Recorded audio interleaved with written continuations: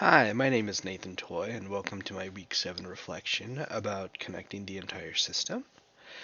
So, when we look at the system and the cause and effects of the relationship, um, some of those that I saw in the videos and readings of this week were definitely people who have lived there for an extended period of time, like the chasing water scenario, where essentially, he travels with his father in order to try to figure out where the water's going, and it kind of builds that understanding of what's happening with it. You get to see receding water levels. You get to hear what it was like when it was full.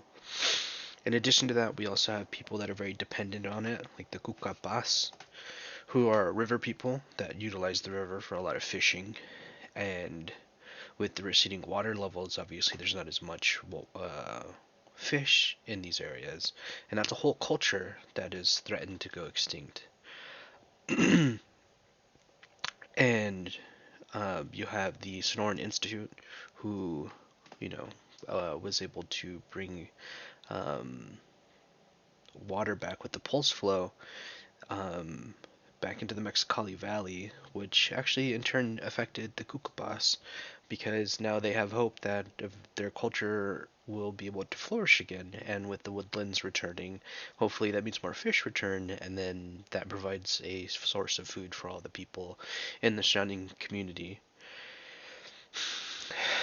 So the experience in this video is very important because it brings a lot of hope and a lot of determination, right? Like no matter what you're doing, if you're working on something like this when it comes to water, um, you can have an impact. You can change the whole entire ecosystem. You can bring hope to these cultures and these communities that live there and provide a concrete solution. As seen by the Sonoran Institute with the pulse flow, they actually calculated for not only floods, but they also have a short-term strategy and a long-term strategy. Um, and when you think about it, when we aren't educated about this and we aren't informed about this, and we just go based off of last week, it seemed hopeless. It seemed like this was the end of the river. No one's going to have any water. But now that we kind of connect it all, we can see the positive effects of what we do. So some similarities and differences between last week was that last week was very much framed as like a hopeless situation. You had a lot more legislation. You did have some conservists, water conservists, and you did have some activists.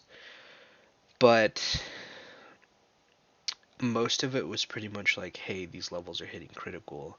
This is very bad. Uh-oh. Uh-oh. Right?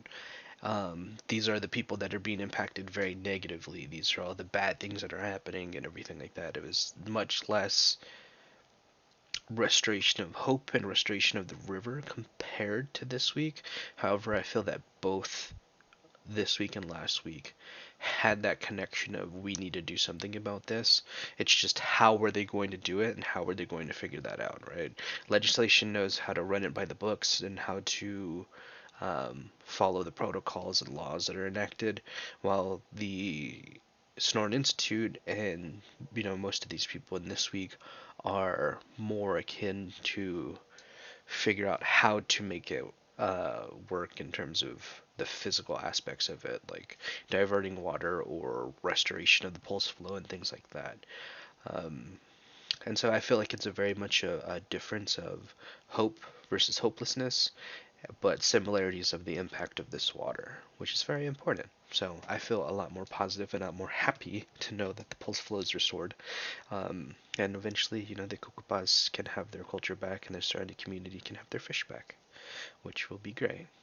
So thank you for participating and watching my week 7 reflection, and have a great day.